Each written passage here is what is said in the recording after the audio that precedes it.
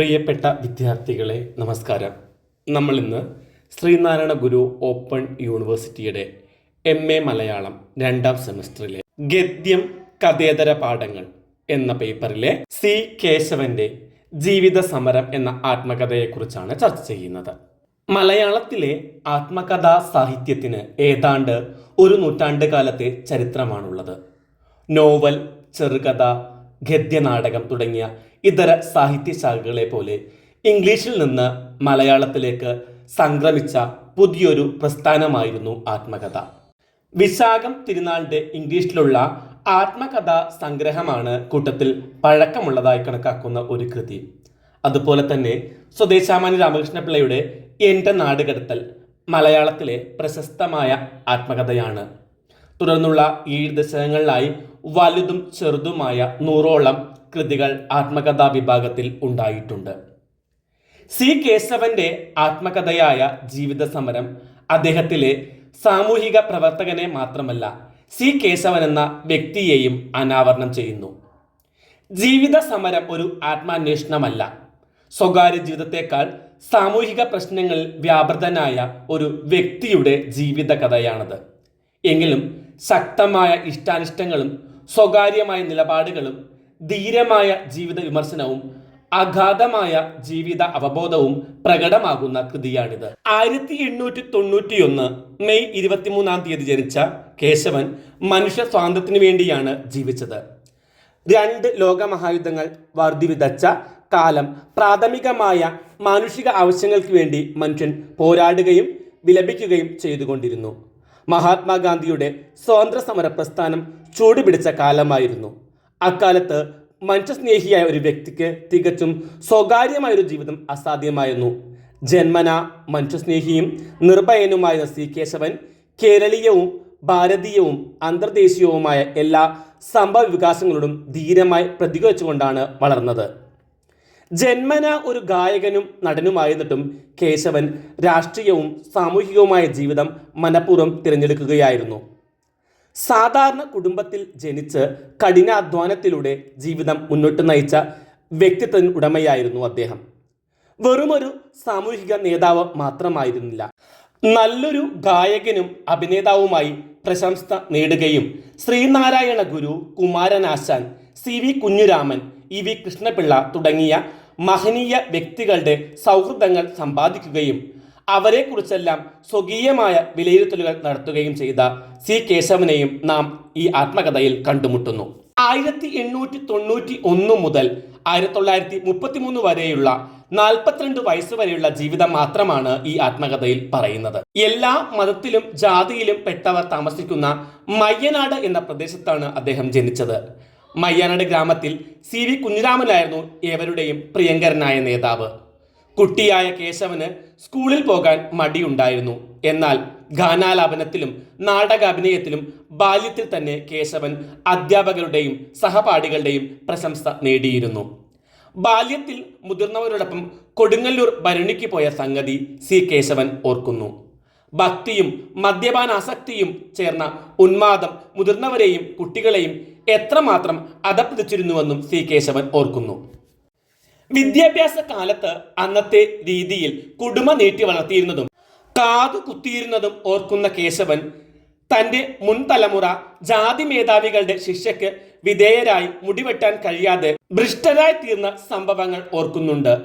മാറുമറക്കാനും അവർണർക്ക് റോഡിൽ സഞ്ചരിക്കുവാനും വേണ്ടി തൻ്റെ പൂർവ്വഗാമികൾ നടത്തിയ സമരങ്ങൾ ചരിത്രകാരന്റെ പാടവത്തോടെ കഥാപുരുഷൻ വിവരിക്കുന്നു. അവർണ സമുദായത്തിൽപ്പെട്ടവർ കൂട്ടത്തോടെ ക്രിസ്തുമതത്തിൽ അഭയം തേടിയത് സവർണ പീഡനം മാത്രം കൊണ്ടായിരുന്നില്ല. ഈഴവരിൽ തന്നെയുള്ള സ്ഥാനികളുടെ പീഡനങ്ങൾ സഹിക്കാൻ കഴിയാതെ മറ്റു മതങ്ങളിൽ കൂട്ടത്തോടെ അഭയം തേടിയവരും ധാരാളമുണ്ടായിരുന്നു. ഈഴവ നായർ സമുദായങ്ങളിൽ നിലനിന്നിരുന്ന താലികെട്ട് എന്ന അനാചാരത്തിന്റെ സ്വഭാവം ഈ ആത്മകഥയിൽ വിവരിക്കുന്നുണ്ട്. പെൺകുട്ടി പ്രായമാകും മുൻപ് ഏതെങ്കിലും ഒരു ആണിനെ കൊണ്ട് താലി കെട്ടിക്കണമായിരുന്നു.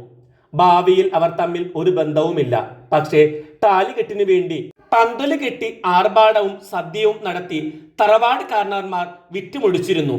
തിരണ്ടുകുളി, പുളികുടി, കുലകുളി ഇങ്ങനെ വേറെയും ധൂർത്തുകൾ തറവാട്ട് മഹിമ നിലനിർത്താൻ അന്ന് ആവശ്യമായിരുന്നു. ജ്യേഷ്ഠൻ കേശവനെ മഹാരാജാസ് കോളേജിൽ ചേർത്തു. ഈഴവർക്കന്ന് മഹാരാജാസ് കോളേജിൽ പഠിക്കാൻ തടസ്സമുണ്ടായിരുന്നില്ലെങ്കിലും കോളേജ് ഹോസ്റ്റലിൽ താഴ്ന്ന ജാതിക്കാരെന്ന് കരുതപ്പെട്ടിരുന്നവരെ പ്രവേശിപ്പിച്ചിരുന്നില്ല.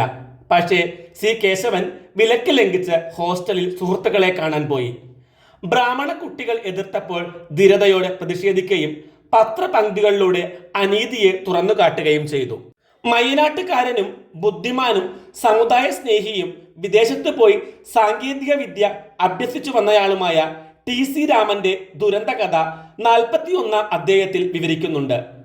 മയ്യനാട് വഴി റെയിൽവേ ലൈൻ കടന്നു പോകുന്നതിന് ഉതകുന്ന സാങ്കേതിക ജ്ഞാനം സർക്കാരിന് നൽകി ദിവാന്റെ പ്രശംസ രാമൻ നേടിയിരുന്നു. മയ്യനാട് ഒരു ഇംഗ്ലീഷ് സ്കൂൾ ഉണ്ടാകുന്നതിൽ രാമൻ നിർണായക പങ്കുവഹിച്ചു. പക്ഷേ രാമന് പെട്ടെന്ന് ഉന്മാദം പിടിപെടുകയും സ്വന്തം കുഞ്ഞിന്റെ കഴുത്ത് വെട്ടുകയും ചെയ്തു. വളരെ കാലത്തെ ചികിത്സയ്ക്ക് ശേഷം രാമൻ വീണ്ടും കർമ്മനിരതനായെങ്കിലും ഒടുവിൽ റെയിൽപാളത്തിൽ തലവെച്ച് ആത്മഹത്യ ചെയ്യുകയുണ്ടായി. ഇന്റർമീഡിയറ്റ് പാസ്സായ കേശവന് പാലക്കാട് ഇംഗ്ലീഷ് ഹൈസ്കൂളിൽ ബോട്ടണി ടീച്ചറുടെ ജോലി. അധ്യാപകൻ എന്ന നിലയിലും കലാകായിക വാസനകളുടെ പ്രോത്സാഹനം എന്ന നിലയും അദ്ദേഹം പ്രശസ്തനായി. നാടക നടൻ എന്ന നിലയിൽ മലബാറിലെങ്ങും അദ്ദേഹത്തിന് പ്രശസ്തി പരന്നതും ഈ കാലത്താണ്. അന്ന് KP പാൾ എന്ന ഒരു ക്രൈസ്തവ സുഹൃത്തുമായി തനിക്കുണ്ടായ ഗാഢമായ സ്നേഹബന്ധം ഹൃദ്യമായി ഇതിൽ വിവരിക്കുന്നുണ്ട്. മതഗ്രന്ഥങ്ങൾ സൂക്ഷ്മമായി പാരായണം ചെയ്യാൻ പാളിന്റെ സ്വാധീനം സി കേശവനെ പ്രേരിപ്പിച്ചു.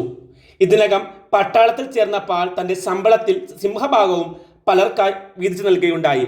സി കേശവന്റെ വിദ്യാഭ്യാസ ചെലവിനായി 15 രൂപ നീക്കിവച്ചിരുന്നു. തന്റെ ജീവിതത്തെ സാരമായി സ്വാധീനിച്ച വ്യക്തികളിൽ ഒരാളായി പാളിനെ സി കേശവൻ വിലയിരുത്തുന്നുണ്ട്. മഹാകവി ടാഗോർ കേരളത്തിലെത്തിയപ്പോൾ ആശാൻ എഴുതിയ ദിവ്യകോകിലം എന്ന മനോഹരമായ കവിത ആലപിച്ചത് സി കേശവനായിരുന്നു. ശ്രീനാരായണ ഗുരുവിനെ ഈഴവനോ ഹിന്ദുവോ ആക്കുന്നവരോട് സി കേശവന് മതിപ്പില്ലായിരുന്നു. ശിവഗിരിയിൽ സ്വാമി നടത്തിയിരുന്ന നെയ്ത്തുശാല സി കേശവൻ ഒരിക്കൽ സന്ദർശിച്ചു. നെയ്ത്തുശാലയുടെ പ്രവർത്തനം ആശാവഹമായിരുന്നില്ല. ശിവഗിരിയിൽ ഇത്തിക്കണ്ണികളായി കൂടിയിരിക്കുന്ന സ്വാമിമാരെ കൊണ്ട് പണിയെടുപ്പിച്ചാൽ മാത്രമേ ആശ്രമ പ്രവർത്തനം മുന്നോട്ട് പോകൂ എന്ന് കേശവൻ സ്വാമിയെ അറിയിച്ചു. ജോലി ചെയ്യിക്കാൻ നോക്കിയാൽ ഒന്നിനെയും പിന്നിവിടെ കാണില്ല എന്ന ഗുരുവിന്റെ നർമ്മമധുരമായ മറുപടിയിൽ എല്ലാം ധ്വനിച്ചിരുന്നതായി കേശവൻ ഓർക്കുന്നു. മറ്റുള്ളവരുടെ നിർബന്ധത്തിന് വഴങ്ങിയും നല്ല കാര്യങ്ങൾക്ക് വേണ്ടിയുള്ള ധനസമാഹരണത്തിനായും തനിക്ക് പലപ്പോഴും നാടകാഭിനയം തുടരേണ്ടി വന്നു എന്ന് കേശവൻ പറയുന്നുണ്ട്. SNDPയുടെ വാർഷികാഘോഷത്തിന് ധനശേഖരണാർത്ഥം അഭിനയിക്കേണ്ടി വന്ന സന്ദർഭം അദ്ദേഹം ഓർക്കുന്നുമുണ്ട്. ശാകുന്തളം നാടകത്തിൽ ദുഷ്യന്തനായിട്ടാണ് അദ്ദേഹം അന്ന് അഭിനയിച്ചത്. പരവൂരിൽ സ്ഥാപിച്ച സന്മാർഗ പ്രദായിനി സഭയുടെ പരവൂർ അതിർത്തിക്കുള്ളിൽ മദ്യഷോപ്പുകളോ മദ്യപാനമോ പാടില്ലെന്ന് ശഠിച്ചു. ആ ജനകീയ ആവശ്യത്തിന് നേതൃത്വം നൽകിയവരിൽ സി കേശവനും ഉണ്ടായിരുന്നു. ചരിത്രകാരൻ, സാമൂഹിക പരിഷ്കർത്താവ്, നടൻ, ഗായകൻ, മുഖം നോക്കാതെ അഭിപ്രായം പറയുന്ന ധീരൻ എന്നീ നിലകളിൽ സവിശേഷ വ്യക്തിത്വമാണ് കേശവനുണ്ടായിരുന്നതെന്ന് ഈ കൃതി വ്യക്തമാക്കുന്നുണ്ട്. കാലഘട്ടത്തെയും മഹാന്മാരെയും തൻ്റെതായ നിലയിൽ പുനരാവിഷ്കരിക്കാനും പുനർമൂല്യനിർണയം ചെയ്യാനും സി കേശവന് കഴിയുന്നു. EV കൃഷ്ണപിള്ളയെ സി കേശവൻ ഹൃദയം കൊണ്ടാണ് അളന്നു കുറിച്ചിരിക്കുന്നത്. ഒരുപക്ഷെ EVയുടെ സങ്കീർണമായ വ്യക്തിത്വവും പ്രതിഭാവിലാസവും കേശവനോളം സൂക്ഷ്മമായി മറ്റാരും മനസ്സിലാക്കിയിട്ടില്ല. ശ്രീ പാൾ എന്ന വ്യക്തിയുടെ അപൂർവ മഹാത്മ്യം വിവരിക്കുമ്പോൾ അറിയപ്പെടാതെ പോകുന്ന മഹാത്മാക്കൾ ധാരാളമുണ്ടെന്ന് തോന്നിപ്പോകും. സി കേശവന്റെ രചനാശൈലി ആത്മാർത്ഥത മുറ്റിയതും നൈസർഗിക ഗദ്യത്തിന്റെ സുഗന്ധം നിറഞ്ഞതുമാണ്. ഈ ക്ലാസ് നമുക്ക് ഇവിടെ അവസാനിപ്പിക്കാം. മറ്റൊരു ക്ലാസ്സുമായി കാണും വരെ എല്ലാവർക്കും നന്ദി, നമസ്കാരം. ഗദ്യം കഥേതര പാഠങ്ങൾ എന്ന പേപ്പറിന്റെ കുറച്ച് ക്ലാസ്സുകൾ ഞാൻ എൻ്റെ സെക്കൻഡ് ചാനലിൽ വിട്ടിട്ടുണ്ട്. അതും എല്ലാവരും കേൾക്കുമല്ലോ. എല്ലാവരും നല്ല രീതിയിൽ പഠിക്കുക. നല്ല മാർക്ക് കിട്ടാൻ പ്രാർത്ഥനയോടെ നിർത്തുന്നു. ക്ലാസ് ഇഷ്ടമായിട്ടുണ്ടെങ്കിൽ ലൈക്ക് ചെയ്യാനും ഷെയർ ചെയ്യാനും മറക്കരുതും കേട്ടോ.